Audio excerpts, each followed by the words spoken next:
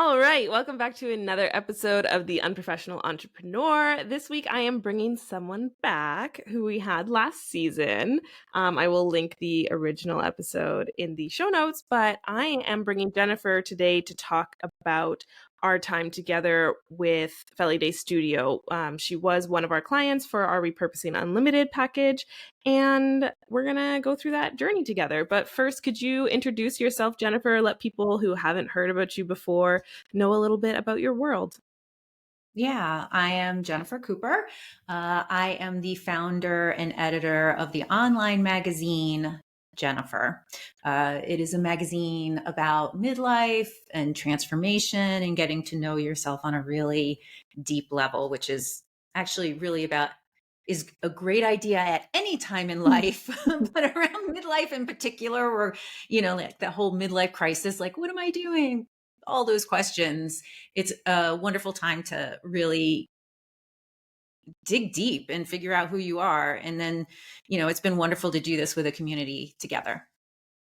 Yeah, and Jennifer also has a membership community, JenX, and I love it because around the time that we were working together, I was working with a few other people who are from Gen X, like Generation X, and I started 2024 and I was like, these are my people. Like, I just want to hang out with Gen X. Like, I know I'm a millennial, but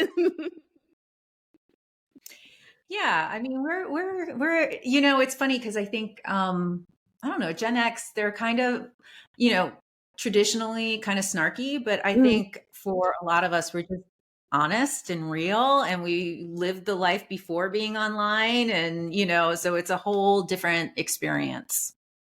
Yeah, I don't know what it is, but forever and a day, my analytics have said like my following is primarily Gen X, like 10 years before Because me. you're an old soul. Yeah. You're an old soul. And Probably. you're smart and you're savvy. Yeah, Yeah.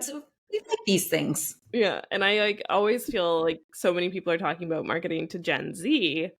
And I'm over here like, I don't feel like I can keep up with them. Like, I'm much happier where I am. But I also don't feel like I market specifically to millennials. So I think that's where I've fallen into this, I don't know, subcategory of my ideal clients being Gen X. Anyways. Yeah. Well, we're happy to have you. Yeah. We're happy to have you. I'm happy to be here. I'll say It's it very for the fun. entire generation. We are so happy to have adopted you. It's a very fun generation. I'm happy to be here.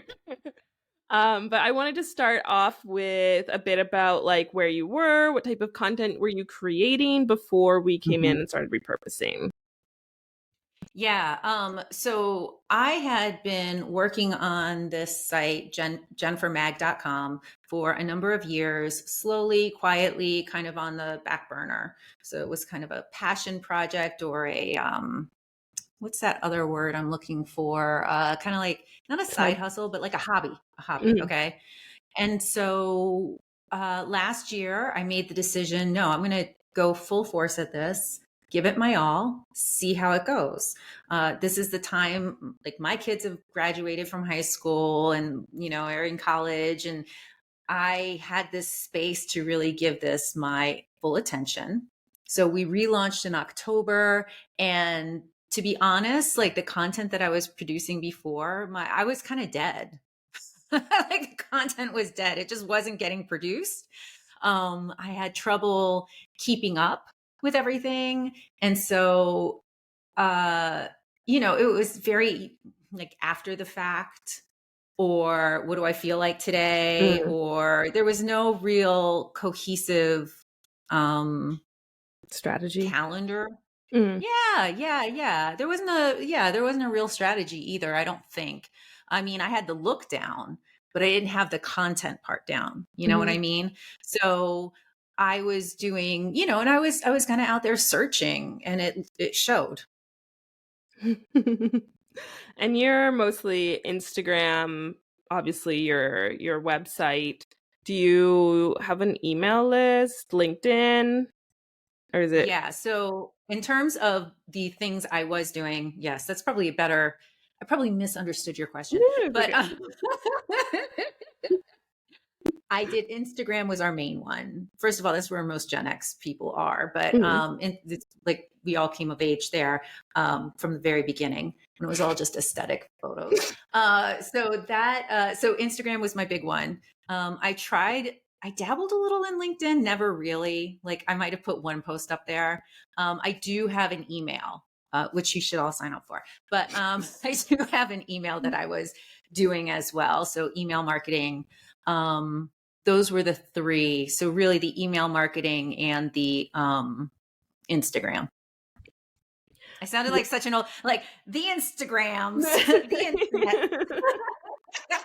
Sometimes I'm like, what is that platform? What is that thing? It happens.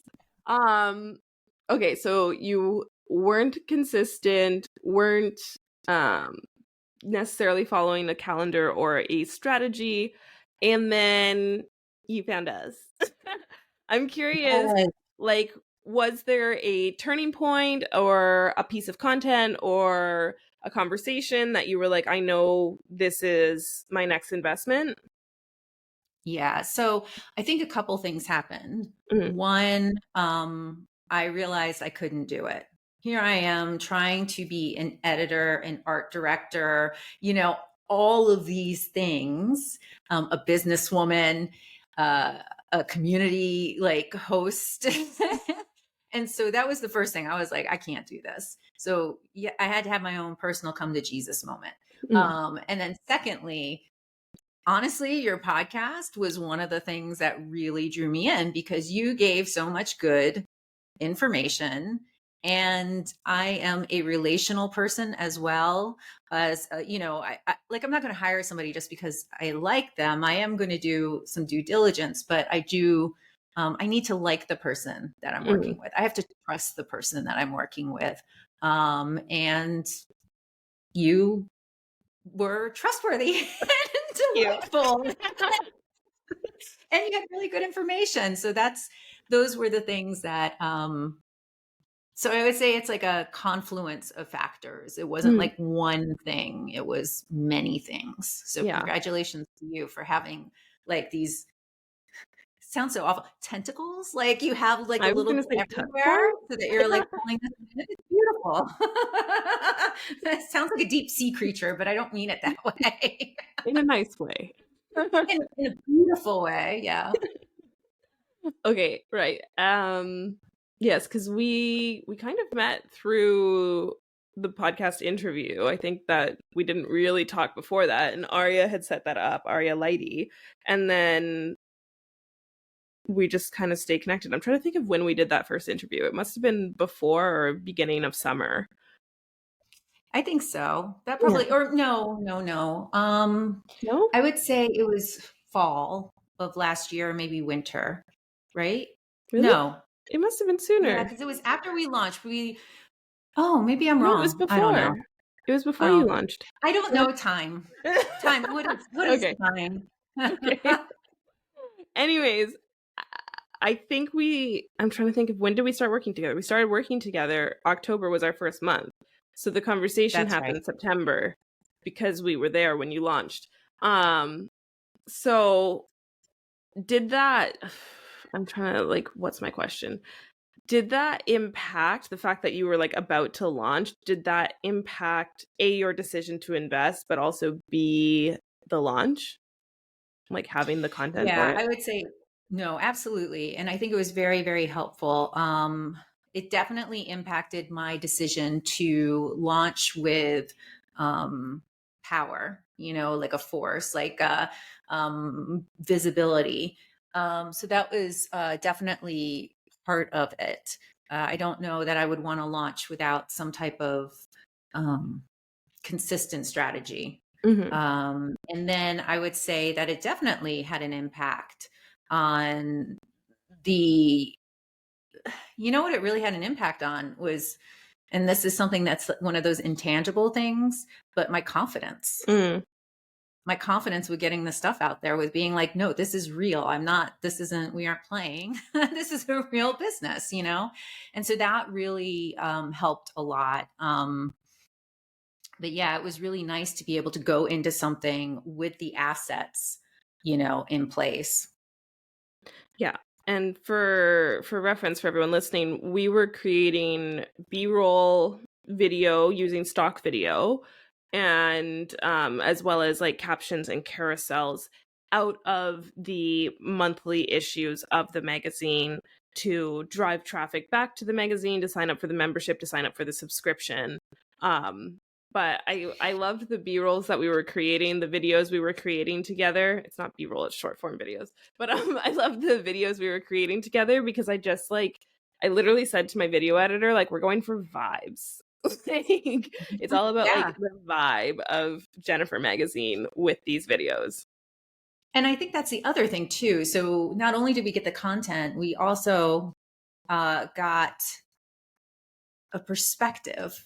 Mm, You know, when you're working on something, it's your company, it's your baby, it's your thing. You're working on it so hard, and all of these voices are in your head.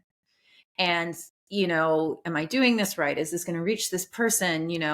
Founders really carry a lot in mhm, their mhm. minds. And so to have somebody, an outside person who has experience with marketing and, being an entrepreneur herself, have this vision of what it was that we were creating and articulate it gave me a new perspective, and I was like, oh my God, yeah, it's like you took what was in my head and made it Put it real out out there. in the world. So that was awesome. Hmm. Yeah, yeah, and that's like, I mean, I think it's a really fun part of what I do is that like we're repurposing it, right? So a lot of the times we are changing like the platform, the format, the messaging to suit the new platform that you're putting it on or to bring it forward, like if you were repurposing old content, right? And so being able to like consume a magazine, read your website, hear your like mission statements, your values, who your ideal clients are, and then turn it into a visual. It's like it's fun. It's fun for me. It is. Yeah. Good. Well, you all are very good at it. So, yeah. And I think, for people who may not have that visual, eye, but they still have a story they want to tell, I Mm, think hiring outside to help can only be help, can only like have more impact. mhm. Yeah, definitely, because like like you said before, we can't do it all. It's not No. possible, and when you're in it, you're so in it that you can't see it all. And so bringing in like people to partner with you to create the additional content, to create the additional videos, it it does make a big impact, whether it's just giving you your time back or it's getting you consistent in following a strategy. Yeah. I mean, that was the other thing too. So, you have all of this, a gold mine of content that you guys create from what we gave you. Mhm. And then you can just plug it in, which was really nice as well. So that there was some type of consistency across the board. Yeah. And do you have any, I don't want to say like tangible because everything we do is digital, but like any transformations that you noticed, any changes or just like personal or business wise or account wise that you saw from the content we were creating, from the relationship that we had together? Um yeah. Yeah, I'll reiterate or I'll hammer home. I don't know. I'm mixing metaphors, but you get it. Yeah. I want to say the confidence was great. You want to show up like I believed in this baby. I believed in this idea. I had a team of people who also were believing in this idea, but who were coming on to write for us and contribute. But to have an outside person who, we did the whole intake process together, which was very helpful. Actually, that's one of the tangibles. Like you made me crystallize everything, so that I could see and double down on what it was that I wanted Mhm. to articulate or put out into the world. And that requires something I was just running. And so like it was all in my head, but I hadn't articulated it. So that was huge to be able to articulate it and then have that as a part of our not Bible, but like our A document you can refer a to. document, yeah, to have moving forward. So I think the freedom was another thing. Like it freed up my time so that I could focus on the things that uh, the being an editor. It's Yeah. consuming. It's, Yeah. It's a working big with job. writers and the contributors and, developing those stories. And so, and then all of the art direction that I do, that gave me the freedom to do it. In fact, during that time, I was able to create before everything was on just the website. And what I was able to do was to take that extra time and really design our magazine as a kind of like a for mobile, like a mobile magazine. So that was Mhm. huge. Um, and then, yeah, the assets. I think just having those assets was great because here's the other thing: you help me think about the content in different ways. Right. So you have during your process, you have like, where do you want to do it? What is the intention behind it? And to be able to see this article or this essay that we had published repurposed on the different platforms, it really gave me a new perspective on how to, on the levels that we could reach people. I mean, for me, that's like what repurposing is all about, right? Like being able to take a magazine article, make a 10-second reel, make a carousel post, write a LinkedIn article, like whether it's to drive traffic, whether it's to engage your community or generate leads, right? Because that's what we do. We focus on the intentions you have from the content we're putting out. And yeah, like I when you first came to me, because I know like I've gone back and forth on our messaging, whether like we're for coaches, we're for entrepreneurs, and you were like, I'm a magazine, and I was like, no, like you're good, like we can work with you, no problem. And I was so excited to get started, and I'm happy with how it turned out. Yeah, me too. Me too. Yeah, definitely. And you also, I've thought about, I've had a new perspective too on our platforms. So, Mhm. before it's like, I got to drive traffic back to the site. I got to drive traffic back to the site.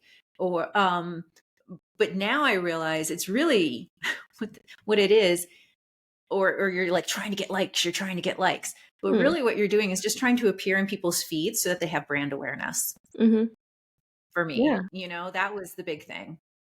Yeah, like building brand awareness, especially like you were just launching, right? So that's a really big part of where you're at as a new magazine is getting just out there and getting visible and having people be able to see what you're all about every time they come across your content. Yeah. And then you don't have all the like, by outsourcing it to you too, and by hiring you, you didn't have all the like all the inner monologue coming through in the post. Like, I Yeah. don't know, do you really like this? Like all those things that get in my head and like what is it? I don't have game. Like I don't have like I get in my head, they Mhm. tell athletes like don't let the game get in your head. I don't know. I've never played sports and yet I'm trying to use a sports analogy. I don't know why. It's not like your audience is all into sports, but for whatever reason. Yeah, no, it's like I just lost my train of thought completely. But I know what you're saying. Sorry. Like when we are repurposing your content, we don't have all of the like imposter syndrome or overthinking or whatever was going through your head when you originally created it. Like we just remove all of that and we're just like, yeah, this is a great piece of content. Like let's go. And there's no question because if you're giving it to me, that says to me that you want it repurposed. It says to me that you like it or your audience really engaged with it. Like we're going for it. Yeah. And I just want to say, like, don't underestimate the value of that. Not you, but like somebody like me, Mhm. like a founder, don't underestimate the value of that. That's huge. That's like therapy, but not therapy. Like you're actually getting assets for it and moving forward. Yeah. So Yeah. it was fantastic. One more. If someone was on the fence about investing with us, what would you say to them? Oh, I would do it. I mean, I loved working with you guys because your process is streamlined. The content that you give back is great. It's high quality. And I would say go for it. Like if you're having that voice in your head who want to try something out, I think for the amount of investment, it's going to give you so much rich data that you didn't have before too. So I love that. All right, now, do you have anything else you would like to add? yeah, here's the thing. When you are a founder and you are bootstrapping, you are, I think most founders, especially, I think you work mostly with women. Is that right? Yeah. Most of them are not resourced. We don't have like big investors and things like that. I think being able for the low investment to have that much resources or data or whatever, the ROI, as they say, was great. But more than that, being able to outsource to have you guys as partners was great. So to have you on the team, like there being a cheerleader, being a rallier, being like, no, this is cool. It's good. That was, I thought that was wonderful. And you're a delight to work with. Well, thank you. That is beautiful. I'm like feeling my feels. Good. Good. Yeah, You should. you were so easy to work with as well. Like you're my favorite client that you had very few, if not no, reviews, edits every month. And you got the content to us. You got us like a nice crystal clear onboarding form that gave us like everything we needed to hit the ground running. So I think that makes for a perfect partnership. Definitely. Well, do you want to share with the people where they can find you so they can check you out? And Yeah, I would love to have you check us out because we're a very cool community. We're very awesome. I'm using like old terms. Awesome. Nobody uses those words anymore. awesome is outdated. I don't know. The other day I said I said holy moly. I was like, I think I might be the only person who ever has said that. And they said yes. So I use a lot of archaic terms. Anyway, yes, come find us at Jennifer_magazine on Instagram. Sign up for our newsletter on jennifermag.com. Yeah, I recently branched out to the TikToks. So yeah, come find us there. Somebody's like, that is an untapped resource for your audience. They're not there yet, but they will be. And I was like, okay. So now I have a bunch of 20-year-olds looking at things about like getting your sexy back after having a baby. Or having your kids go to college or whatever. And I'm like, well, good. They have something to look forward to. I always wanted to be a big sister to, Yeah, like they can younger send it to people their who- moms. They could send it to their moms, yeah, or they could just not hate the idea of getting older. Yeah, because that's huge too. normalizing it. Yeah, exactly.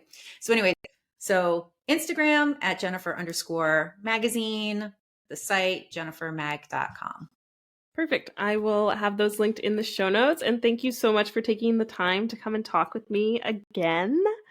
You're my first like double guest on the show. No. Are you serious? I feel so honored. I'm like, oh, I love that. Thank you. Thank you for having me back. But that's where I'm gonna love you and leave you, and I will catch you all next week on another episode of The Unprofessional Entrepreneur. And as always, don't forget to stay unprofessional.